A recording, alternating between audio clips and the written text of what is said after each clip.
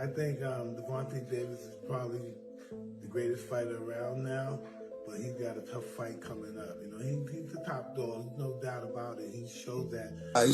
Well, the biggest puncher, I feel, at the 135 will probably be Gervonta Tank Davis. Favorite fighter to watch today, not from the Canelo stable? I think Tank is one of my favorites. What is it about him that you like so much? I think you guys fight similar style. Oh, he's strong, he's smart, he's very confident. A lot of things he have a lot of talent. I believe that Gervonta Davis is currently the best fighter in the world, but he has a difficult fight ahead of him. You can be sure that he is the best, and he proves it.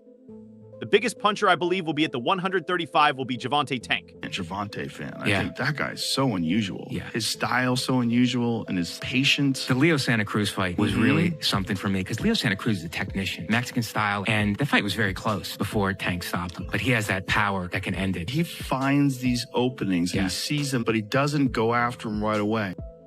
Right time. He's so patient. Like when you watch the early rounds of his fights, he probably has the lowest punch count in the early rounds. But he also knows he's got that nuclear option that if he can crack you, most likely he's going to take you out. He's got massive confidence. What is it about Davis that you find so appealing? I believe he has a similar style to you. He is powerful, intelligent, self-assured, and talented in many ways. I didn't watch him today, but I think he's one of my favorites.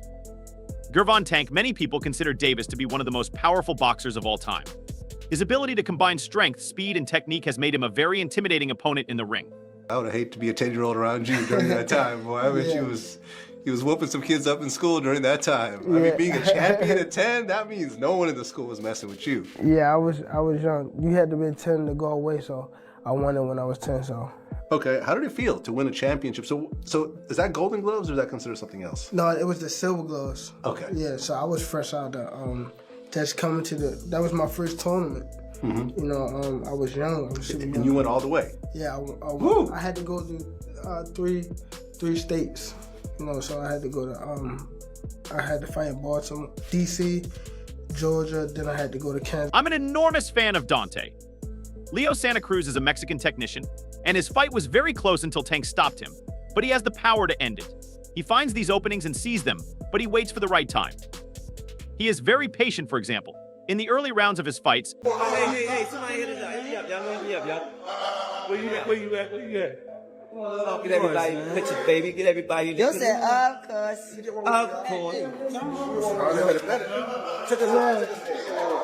Come on, put your tank forward real quick, bro. Tell them to come on. Put your tank forward real quick. I'm coming here. Hey, tell them to Hey! Spin him up. How far do you think your power translates? In terms of your ability to thump, how far can it go?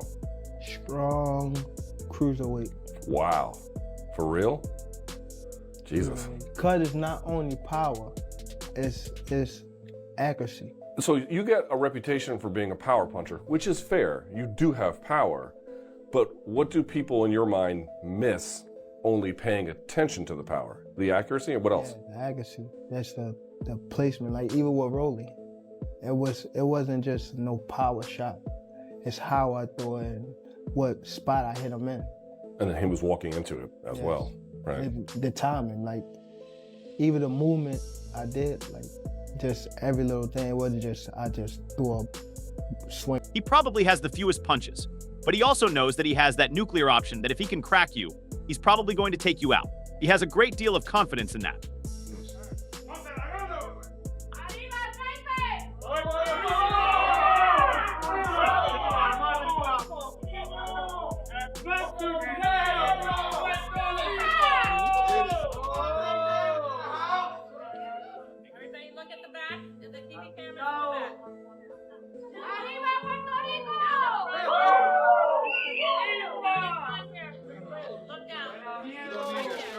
Who you think is the harder fight between Shakur and Devin for Tank? None of them. You just same whatever? None of them. I wouldn't say hard. Shakur, he's the better boxer. That's why I always make this, he would make the fight boring just to win. Right. Yeah, I think you would too. Dude, I want to put Youngin in that type of situation. You know what I'm saying? If it doesn't make sense. Because fans come to see what? A fight. Let's go look at Shakur last fight. Yeah. Everything was just 100. It was 100. But he said he was hurt. He was like, yo, I hurt my hand. Okay, and cool, you know what I'm saying? cool. That's cool. We just waiting for his next fight to see how his performance looked that fight. Right. So it's just mostly economics. Like when the economics line up. I'm saying, you know, Tank was hurt. Against Pitbull. It was a exciting fight, wasn't it? Yeah. It's a close fight. Yeah. You get what I'm saying? And you. Gervonta, born in Baltimore, Maryland, on November 7th, 1994, Davis grew up in the crime-ridden neighborhood of Winchester. From an early age, Davis found comfort and meaning in boxing. He trained at the Upton Boxing Center and soon established himself. I think Davis is one of the best fighters in this entire game at the moment. And at 28, he's right at the peak of his prime. There's obviously a lot of hope that he can keep this together and keep doing this. But that arena was among the best atmospheres I've been to in big-time boxing in a while on Saturday. And Tank absolutely delivered, Luke. It's the precision, it's the patience, it's the brick by brick, taking in facts, breaking it down. But his power is just different. And we saw this at the end of the day. And it's not, you know, it's not walk you down type of just reckless power. It is sniper, one shot at a time, perfect placement. And he literally got Garcia to the point where he couldn't see. How is Tank entering maybe the most dangerous test of his career in a few months against Ryan? He's looking. I remember many years ago, we spoke, and you spoke to our production group. You said, I've watched Floyd. I watched Canelo. I look at all the tapes of Ray Leonard, Manny Pacquiao, all these guys. I'm going to be the face of boxing. Is this the future of boxing? Absolutely. Are you now? I'm definitely face of boxing. Absolutely. Winning multiple National Silver Gloves titles and the National Golden Gloves Championship in 2012. I would have hated to be a 10-year-old around you at that time, boy. He was bullying some of the other kids at school. I mean, if you were a champion of 10... What do you think is the big three now in boxing? It's divisions, right? There's no big three in boxing. In Devin's group, there's only two left, which is Shakur Stevenson and Tank, because they're undefeated. In my opinion, I think Tank is gonna, you know, be that guy for that for that division. You think Frank Martin got a chance against Tank? Absolutely not. Absolutely coming up in June. Yeah, absolutely not. Because the thing about Tank is, Tank has a core group of coaches that's been with him since, and Tank has the punching power. You know, when you have punching power in the chin, in boxing capability, in raw athleticism, Tank is explosive. He has a high boxing IQ. He's a southpaw. He punches like nobody. Like he punches like a mother, like a heavyweight. And then you got Shakur. He's right up there with Tank. Then no one in the school was making fun of you. So how did it feel to win a championship? Well, is that Golden Gloves or is that something else? No, it was the Silver Gloves. Well, I was brand new to the tournament, and you know, I was really young, and I had to travel through 3 states, which meant I had to fight in Baltimore, DC, Georgia, and Kansas City. When he went pro in 2013, Davis made an instant impression. Fight 1.2. Woof. Woof. Must be nice. Woof. Yeah, do you own houses as well, or is it all in jewelry? Got a few houses on this neck. Nice, good for you. Listen, the last time we saw you, it was a 12-round TKO win over Yuriorkis Gamboa. You stepped up in weight, you beat a former champion. How did you feel about your performance? Were you happy with it? I was happy with it. You know, first time at 35, fighting a veteran like Gamboa. They wrote him off, you know, leading up to the fight, but I always knew that, you know, some fighters, you know, they pick up their training, you know, according to who they fight. Just like when, you know, Zab fought. Before he came to me, it was like, you down. You know, you down on the scorecards. No, you down on the unofficial. Oh, unofficial, yes, unofficial. Unofficial. Yes, you said that, yes. He said I was down on the unofficial scorecards. So I told you that pick it up. Pick it up, yes. I said pick it up. Show me you great. The 11, the 12, I said, show me you great. Yeah. And then we fought the 10th round, went to the 11th. I said, we're gonna press his ass now. Yeah. We're gonna do what we got to do. We pressed him, we did what we had to do. And I told you from the beginning, before we went out there, no matter what way. In his first bout, he knocked out Desi Williams in the first round, and he kept up his impressive performance, winning his first 8 fights by stoppage. His propensity to end fights early became a hallmark of his career. You said, hey up, of course. How far do you believe your power transfers into your capacity to thump? How far can it go strong? Career, you get everyone, baby, get everybody. Lost a lot of money tonight. I got him. I know. I still lost. That was a hard body shot, dog. Like, it is what it is, man. Man, it's a great fight.